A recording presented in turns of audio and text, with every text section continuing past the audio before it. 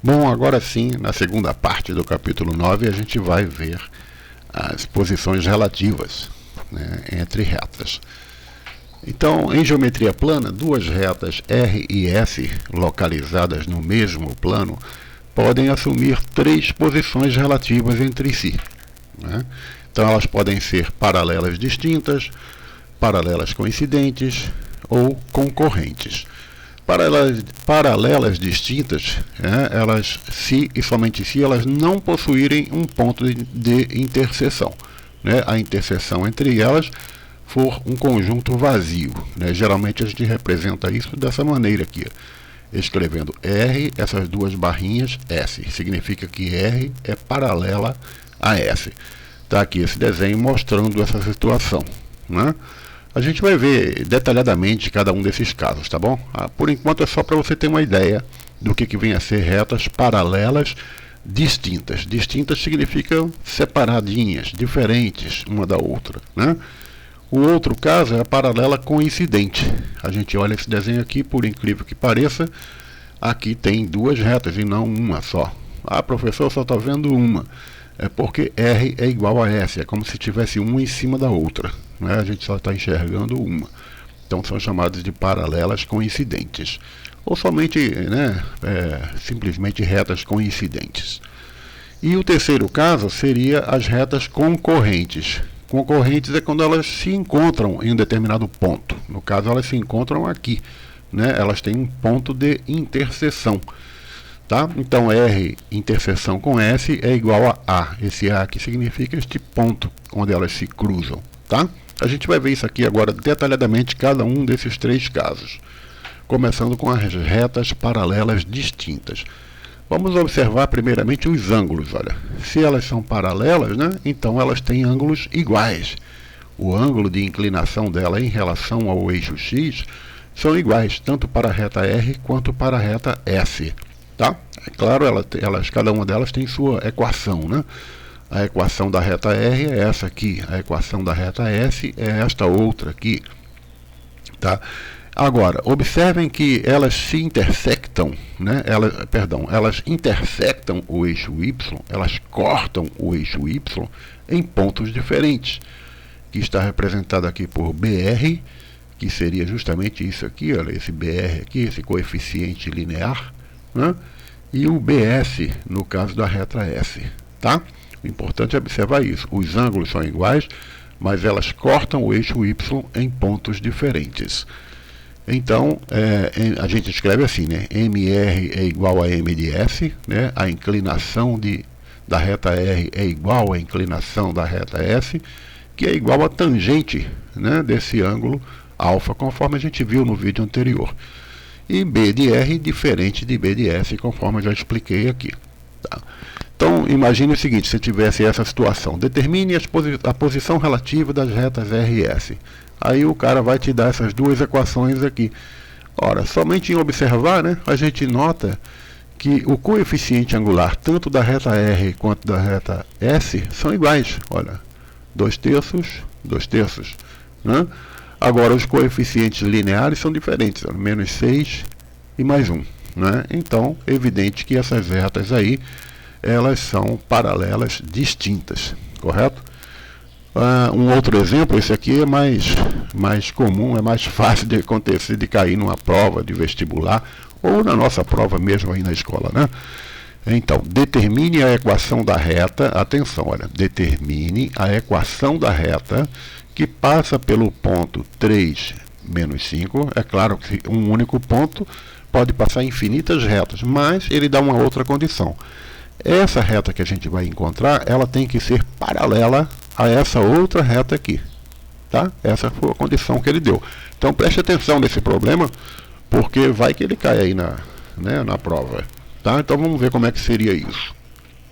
Primeiramente, a gente tem que saber qual é o coeficiente M dessa reta aqui, essa reta que ele deu.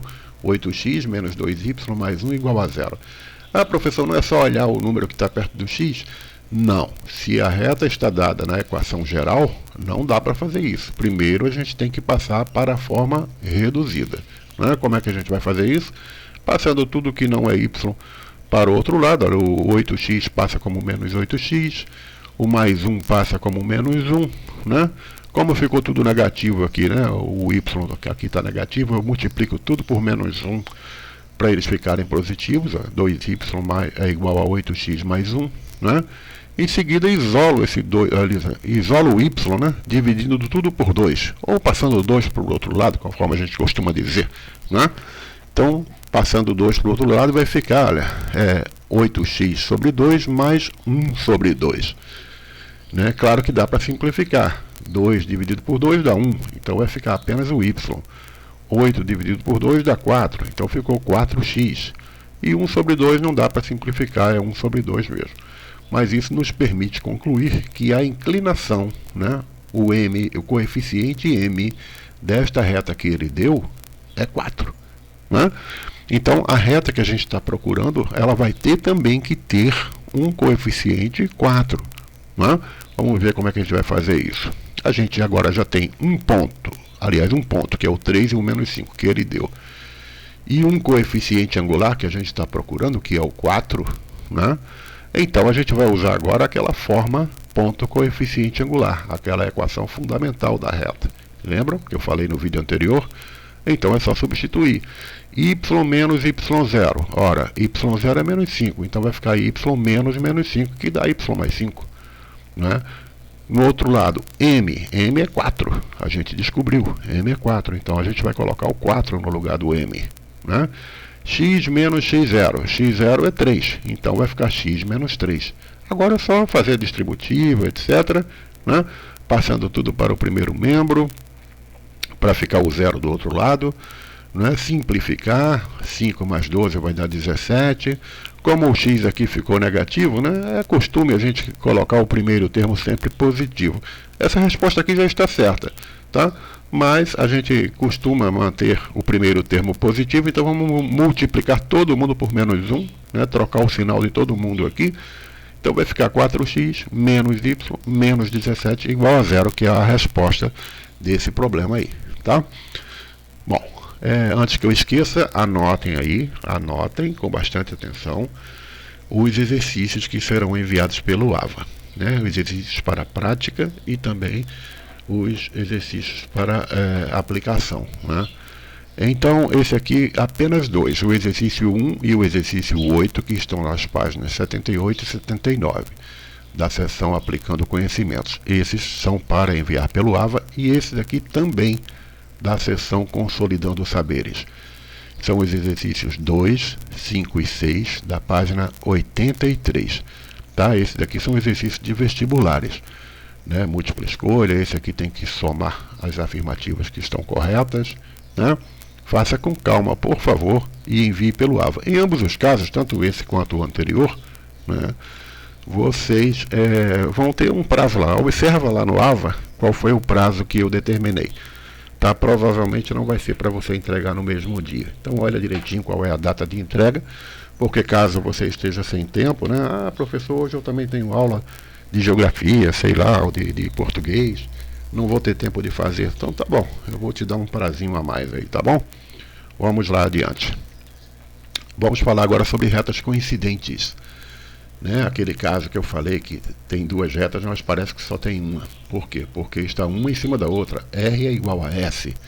Né? Claro, cada uma delas tem a sua equação, mas a gente observa que os coeficientes angulares são iguais. O m de R é igual ao m de S. Né? Claro, elas estão, né, alinhadas, então tem que ter a mesma inclinação. E elas intersectam o eixo das ordenadas também no mesmo ponto. Né? Então, B de R é igual ao B de S. Então, isso é o que caracteriza as retas coincidentes, né? Elas têm o mesmo coeficiente angular e o mesmo coeficiente linear. Vamos ver um exemplo aqui. Determine a posição relativa das retas R e S. Então, tá aqui, faz de conta que a gente não sabe nada. A gente olha para aqui e agora? Essas retas são paralelas, distintas, paralelas coincidentes, elas são perpendiculares entre si, e agora? Só tem um jeito de a gente fazer, né? A gente resolver isso daí. Primeiro a gente vai escrever a equação da reta S, ó, né? A reta S aqui foi dada na equação geral. Então a gente tem que escrevê-la na forma reduzida, ela tem que ficar parecida com essa aqui. Por quê? Porque é a única maneira que a gente vai ter de descobrir qual é o coeficiente angular dela, né? Que é isso que vai dizer para a gente se elas são paralelas distintas, né? Concorrentes ou paralelas coincidentes. Então, transformando 9x mais 3y menos 6 igual a 0, né, passando tudo que não é y para o outro lado, simplificando, etc., a gente descobre y igual a menos 3x mais 2. Então, essa equação aqui é a mesma coisa que esta, né, porém, escrita na forma reduzida. Isso nos permite observar que a inclinação, ou seja, o coeficiente angular desta reta S, né, é igual a menos 3. Só que a gente olha a reta R e vê que também é menos 3. Então, o que aconteceu? M de R é igual a M de S. Né? Ambas deu o valor menos 3. E, além disso, os coeficientes angulares. Olha só, o coeficiente angular aqui deu 2. E a reta R também é 2. Em suma, elas têm o mesmo coeficiente angular e o mesmo coeficiente linear. Em outras palavras, né, elas são retas coincidentes, tá certo? O outro caso, gente, esse aqui requer um pouco mais de atenção, um pouco mais de cálculo, etc., que são as retas concorrentes. Elas são consideradas concorrentes se e somente se tiverem coeficientes angulares distintos, né? Então, M de R é diferente de M de S. É óbvio, aqui no desenho dá para perceber isso, né? A inclinação alfa é diferente dessa inclinação θ. Quando isso acontece, invariavelmente, elas vão se cruzar em algum lugar, né? Aqui elas se interceptam aqui. Né? Neste outro caso, olha, essa daqui é vertical, né? Então forma um ângulo de 90 graus. Essa outra aqui não é vertical, forma um certo ângulo alfa, que evidentemente é diferente de 90 graus. Então elas se encontram aqui também. Né? Então, e ainda tem um outro caso, né? Elas retas podem ser concorrentes e, além de ser concorrentes, elas são perpendiculares entre si, né? De tal forma que no ponto em que elas se encontram, elas formam um ângulo reto. Então elas são perpendiculares entre si. Essa é interessante porque ela tem uma propriedade especial, que é o seguinte: caso duas retas sejam perpendiculares, atenção para isso aqui, tá? O produto, ou seja, a multiplicação dos seus coeficientes angulares será menos 1. Isso sempre vai acontecer. Né? Se você multiplicar o coeficiente angular da reta R pelo coeficiente angular da reta S, vai dar menos 1. Se der menos 1, é porque elas são concorrentes perpendiculares. Não esqueça isso, pelo amor de Deus. Tá? Então vamos ver um exemplo aqui para ficar bem claro isso. Determine a posição relativa das retas RS. Tá, aqui a gente olha, não consegue tirar nenhuma conclusão somente em olhar, né? Então a gente tem que trabalhar um pouquinho. O que a gente vai fazer? Claro, passar para a forma reduzida. Não tem jeito, tem que passar para a forma reduzida. Por quê? Porque é a única maneira que a gente tem de perceber quem é o coeficiente angular das retas, né? Então, no caso da reta R, passando para a forma reduzida, vai dar isso aqui: menos x sobre 2 mais 5 sobre 2. Na reta S, você passa e encontra essa outra aqui, x sobre 3 mais 1/6. É claro que M de R, que aqui é menos 1/2, é diferente de M de S, que aqui é 1/3. Se elas são diferentes, não tem jeito, elas são concorrentes. Tá? Vamos ver um outro caso aqui para verificar se elas são perpendiculares. Vamos lá. Verifique se essas retas aqui, a reta R, que foi dada por essa expressão, e a reta S, dessa outra expressão, verifique se elas são perpendiculares. Você lembra o que eu falei? Para ser perpendicular, é necessário que o coeficiente angular, ou aliás, o produto dos coeficientes angulares de ambas as retas, dê como resultado menos 1. Vamos ver se isso acontece aqui. Vamos primeiro verificar, né? Passar ambas para a forma reduzida. No caso da reta R, né? Passa o 10x para o outro lado, menos 10x. o menos 5 vai para cá como mais 5, simplifica tudo para isolar o y. Então eu vou encontrar y igual a menos 10x sobre 3 mais 5 terços, ou seja, o coeficiente angular da reta R é menos 10 terços. Não podemos esquecer. A gente deixa ele anotado aqui e vamos agora trabalhar com a reta S, fazendo a mesma coisa. Né? Passa para a forma reduzida, né? E a gente observa que vai dar isso aqui, ó, y igual a 3x sobre 10 menos 4 décimos. Né? Então, a conclusão, o m, o coeficiente angular da reta S é 3 décimos. Olha só o que está acontecendo aqui. Aqui deu menos 10 terços, aqui deu mais 3 décimos. Nota que está invertido, né? Aqui o 10 estava em cima, aqui ele foi para baixo. Aqui o 3 estava embaixo, aqui ele foi para cima. Aqui era negativo, aqui deu positivo. Toda vez que acontecer isso, quando você multiplicar um pelo outro, vai dar menos 1. Olha só, né? Menos 10 terços vezes 3 décimos, se você simplificar, 10 corta com 10, 3 corta com 3, menos por mais dá menos 1 é o resultado. Portanto, as retas R e S são perpendiculares. Tá? Um passarinho me falou que alguma questão muito parecida como esta vai estar na prova. Tá? Eu acredito nesse passarinho. Bom, em síntese, né, gente? Você viu como é fácil a matéria? Muito fácil, né? Agora, só para lembrar, né? Isso aqui foi que a gente viu no primeiro vídeo, né? Relembrando, né? Vimos a equação geral da reta, a equação reduzida, a equação fundamental. A gente viu o que significa coeficiente angular, como se obtém o coeficiente angular, né? E hoje a gente viu, e nesse último vídeo a gente viu o que são retas paralelas distintas, os coeficientes angulares são iguais, porém os coeficientes lineares são diferentes, por isso que elas são separadas uma da outra. A gente também viu retas paralelas coincidentes, né? Aquela reta que é uma em cima da outra, então os coeficientes angulares são iguais e os coeficientes lineares também são iguais. A gente viu retas concorrentes, essas que se cruzam, nessas não tem jeito, invariavelmente o coeficiente angular de uma reta é diferente do coeficiente angular da outra reta, tá? E vimos a condição para que elas, além de concorrentes, sejam perpendiculares.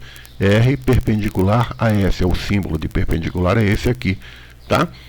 Então, como é que a gente conclui? Se a gente, né, passar tudo para a forma reduzida e identificar os coeficientes angulares e multiplicar um pelo outro e o resultado der menos 1, então é porque elas são retas perpendiculares entre si, tá bom?